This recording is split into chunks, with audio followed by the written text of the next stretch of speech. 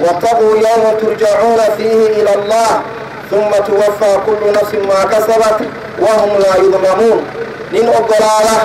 أينين إسديدسية أينين كوروريغا أينين إلهي كغعب صدوى مالين تاسي مالين إنا سوغي يسويه وحا مالين تاسي إنا أنفعينا وحويه وحي إلهي آل بدوى سبحانه وتعالى كل شيء ما خلى الله باطل وحكى الوطن مالين تواهريا qofku xagga midibka buu eegayaa camalkiisii mooye wax kale arki mayo bidix buu eegayaa camalkiisii mooye wax kale arki mayo hortiisuu eegayaa naartii jahannamo mooye wax kale arki mayo maalintaasi waa ina sugaysaa qof walboo ina ka midana ilaahay waa la horgeynayaa subxaanahu wa tacaala intay goori goorta ufsada aan haysanno aan ka faa'iidaysanno ilaahayna aan kaga cabsanno subxaanahu wa tacaala cabsida ilaahay waxay ku ururaysaa qof walbooyina ka mida waa caalim waa garanayaa maanta cid jahli loogu cududaarayaa ma jiro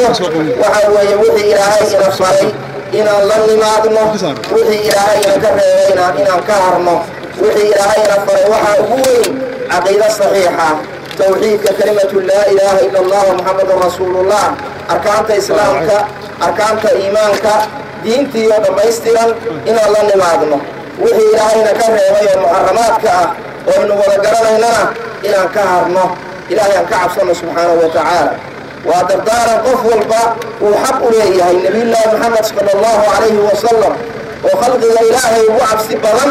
ayaa ilaahay ku yidhi yaa ayuha nabiyu ittaqi illaah war nebigaanow ilaahay ka cabso waa meesha soomaalidu ay tiraahdo weysha qawrac dibigu ha ku quuste meesha nebiyullaahi maxamed sala allahu calayhi wasalam la yidhi ilaahay ka cabso rasuulka ilaahayow inagu xaggeedaynu joognaa inaynu isku celcelinno mar walba xaq baynu u leenahay waa mudana midda labaad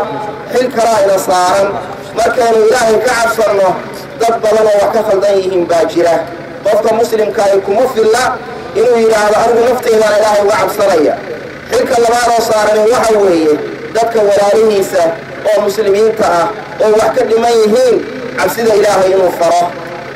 dacwada ilaahay inuu ku guto waa waajib ina saaran ma aha waajib culimmada keliya saaran odayaashaa laga rabaa oo madaxdaa laga rabaa oo dhallinyaradaa laga rabaa oo isimadaa laga rabaa oo dumarkaa laga rabaa shay diinah oo aad garanaysid oo qof ka tegay aad aragtay adigoo kelimad odhan kara haddaadan odhan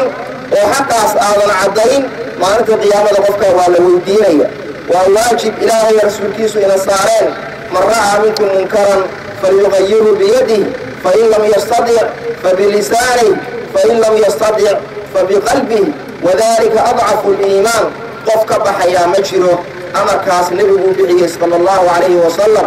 qofkii arka shay munkara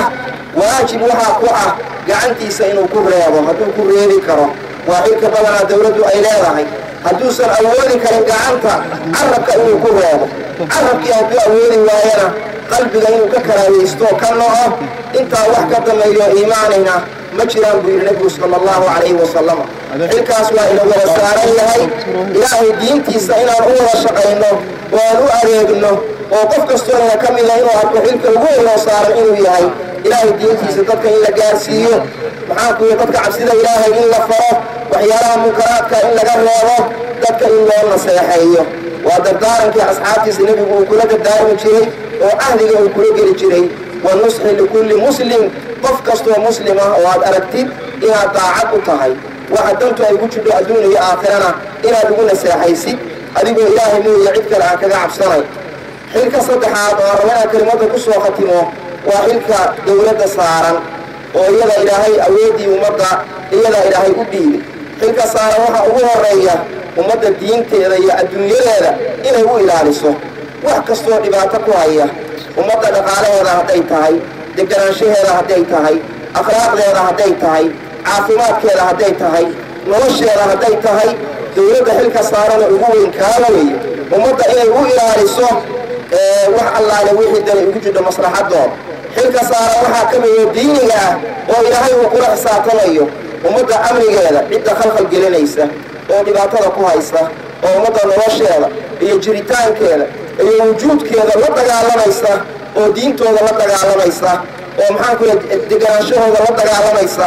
inay dawladdu wax ka qabtaan wax allaale wixii ay ka qaban karaan وحل صارا وإنه أقنع يدار كنت الله هاي حرم بلن بقى إنك سوى مري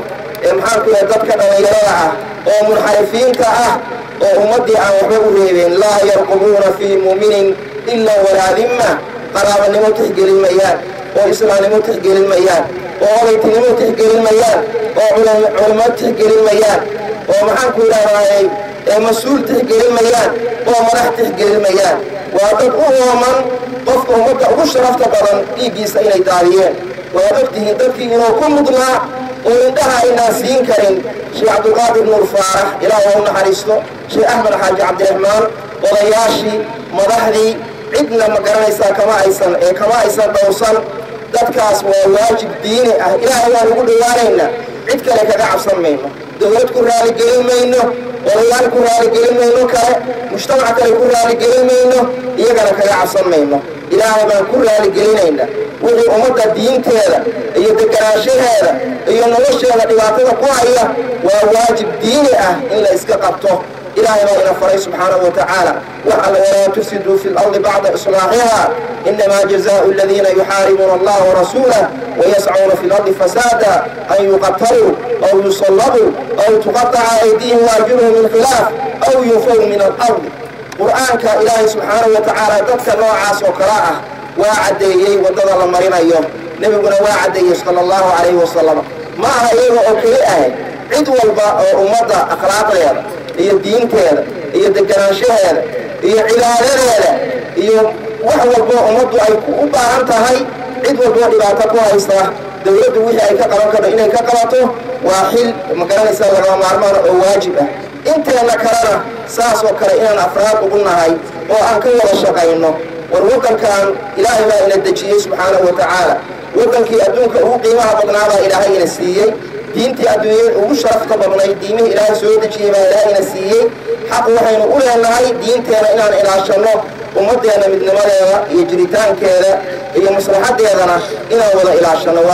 وإحنا بقاري كرنه إلهي أنا يقول وارينه سبحانه وتعالى إلهي وحن كبرينا مكالة إلهي كو ودم دافع مانتا إلهي من كدو سبحانه وتعالى dadka ugu badan oo naarta laga horeeyo maalintii shalay waynu soo dhaafnay oo yoom Carafa ahayd iyo maanta ayay dhacdaa ilaahay waxaan ka baryaynaa kuwa ilaahay u dambi dhaafay oo ilaahay naarta uu ka horeeyay ilaahay inuu ku daro subxaanahu wa ta'ala maslaxadeena adduun iyo teena aakhirana ilaahay inuu waafajiyo